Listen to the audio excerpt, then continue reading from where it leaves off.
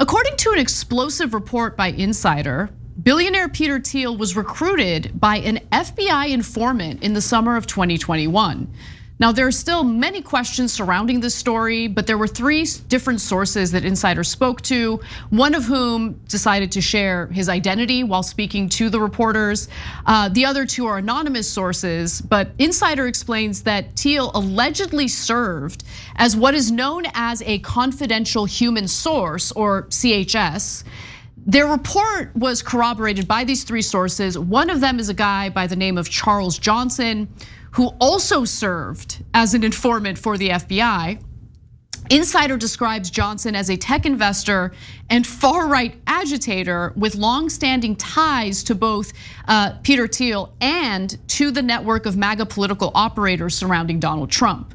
Now, it's extremely important before we continue to note that Johnson specifically, I don't know about the other 2 sources since they're anonymous, but Johnson specifically is a highly unreliable source, having lied to the press on many occasions. So we are taking that into account, and we want you to take that into account as we continue with this story. But Insider properly says that they properly vetted the other 2 sources, who again remained anonymous. So we'll start with what the feds allegedly wanted Peter Thiel to tell them about, and then get to why a little later. So Charles Johnson, remember that's the right winger, believes that Thiel's reporting to the FBI was largely limited to foreign contacts and attempts by foreign governments to penetrate Silicon Valley. Thiel, Johnson said, was directed by the FBI not to report on his interactions with Donald Trump or other US political figures. Interesting. So I found that really interesting. It's not the main part of the story here. It's a little bit of an aside, but that's the FBI saying, don't tell us about Trump.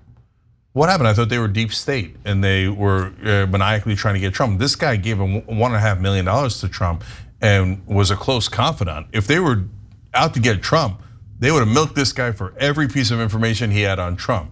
It's almost like there isn't a deep state. So we can only speculate as to why the FBI wouldn't ask Thiel to snitch on, his MAGA buddies. But like one potential reason is that the feds already had Johnson on that beat.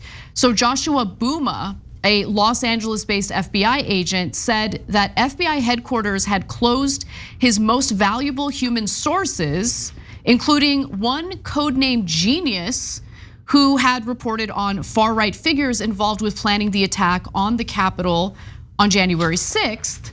Now, Johnson told Insider that Genius was his CHS, or meaning informant's code name. So according to the report, Thiel became a CHS after being introduced to this agent, this FBI agent in Los Angeles by Johnson. And allegedly, Thiel started snitching to the feds because he was worried the government might go after him someday. So Johnson said that he told Thiel that by offering the FBI a window into his contacts with foreign governments, he could demonstrate his loyalty to the United States. He described Thiel's motivation for working with Booma as a kind of hedge in an environment where, get a load of this, extravagant wealth no longer affords the safety it used to. Really? Well, which country are you living in? He pointed to ProPublica's reporting on Thiel's income tax avoidance and the death of Jeffrey Epstein, who had reportedly scheduled several meetings with Thiel. That's super weird. Yeah, so Charles Johnson told Insider, quote, "I told him to join up or get crushed." Okay, so let's get into the details about Thiel and Epstein. So the New York Times had obtained emails sent to Epstein by his assistant, and in those emails, they found that Thiel had multiple meetings scheduled with Epstein in 2014. Now, some of those meetings were scheduled as tentative or to be determined. It's unclear how many of them actually were carried out, how many times they actually met in 2014. But if Thiel is worried about the feds busting him, then at least some of them probably did. I don't know, like some of those meetings probably did. Again, we're speculating because we don't know why the FBI wanted him as an informant. Yeah. As for ProPublica's reporting, it had to do with how Peter Thiel took advantage of certain loopholes and certain methods to avoid paying taxes. Over the last 20 years, Thiel has quietly turned his Roth IRA, a humdrum retirement vehicle intended to spur Americans to save for their golden years, into a gargantuan tax-exempt piggy bank. Confidential Internal Revenue Service data shows. Using stock deals unavailable to most people, Thiel has taken a retirement account worth less than $2,000 in 1999 and spun it into a $5 billion windfall. Thiel began the Roth IRA with his shares of his startup, PayPal.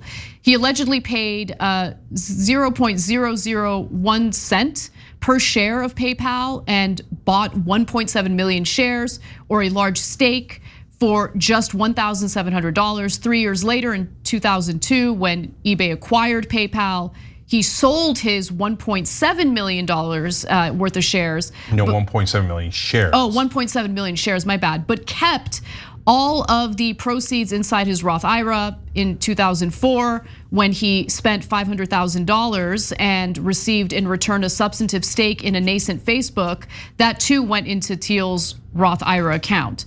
So I'm guessing this has to do with him being able to use that account as collateral in order to obtain loans. And that's how you avoid paying taxes. If you were to take that money out of that account, he would pay massive taxes for it. But remember, at the end, he avoids all taxes on it eventually. Right, but so, he's not breaking the law with that. Unfortunately, that's a legal vehicle, isn't it? Relatively legal. He's stretching the intention of that IRA. But look, so that gets to the nuance. First of all, let me tell you what this isn't about. Peter Thiel worried that the government is going to end his tax loophole. Yeah, seriously. When's the government ever ended a tax loophole for the rich? No, they put away billions of dollars and the government lets them get away with it all the time. So that can't be about this. If he was panicked about that, that's hilarious. Don't worry, Peter, your money was safe. I don't think he's worried about that at all. Yeah, I don't think so. There's something else going on. Yeah, I have a theory on that. But so now let's go to Epstein. So Epstein mainly arranged young girls for people. Peter Thiel is gay. So I don't know if that, so I don't know that that affects anything. I don't know if Epstein got young boys. I have no idea, right? And so, but remember, Epstein's main shtick and how he got rich was not that he was like some sort of financial genius. He mainly blackmailed people. So he would, and so did he have something on Thiel? Who knows, wildly speculative. We can't tell you that now, right? We just don't have that information at all. I'm not even sure it's fair to assume that at all, okay? So, but I'm just giving you the context here. Charles Johnson, an unhinged liar, in an industry filled with scorpions and lunatics. He's among the worst. I mean, I'd put him top 3 worst of all time. So none of his stories that he ever printed ever came out to be true. Like he's probably, of all the false stories I've ever seen, probably ranks #1. So take everything he says with a giant grain of salt. And it's a mark of shame for the FBI that they would work with that guy. Yeah, I totally agree with you on that. And he seems to have a grudge against Peter Thiel, which should also make you question what he is sharing with the press. Again, the only reason why I felt like this was worth doing is that there are 2 other sources that Insider spoke to, and they vetted those sources and corroborated their story. But Johnson also told Insider he felt betrayed that Thiel did not invest in his own startups, which he had expected Thiel to do in exchange for introducing him to the FBI agent in Los Angeles. Booba. Of course, bunch of scammers and grifters. What did you think was gonna happen, Thiel? You get in bed with scorpions like Charles Johnson, you're gonna get stung. That's their nature. I got no love for Peter Thiel. He has done massive damage to this country. He backed Donald Trump 100%. He backed the lunatics, JD Vance and Blake Masters, just disgusting people who spread hatred and fear and lies in this country. So don't mistake what I'm saying for as any defense of Peter Thiel. But we're being honest with you guys. Be careful what Charles Johnson says. And so last thing on this that I think is relevant, which is why would Thiel even make any of these deals? There's only there's many different potential reasons, but the two main reasons is one, once you get into that right-wing world, it's swirling with conspiracy theories and you start to get detached from reality and you don't know what's real and what's not real. So it's possible, if you're listening to Charles Jansen, you've already lost, you've lost a thread on reality. So maybe he really thought, oh my God, the government's gonna come to get me, the deep state is real, I've got to switch teams and work with the deep state. Who knows, maybe.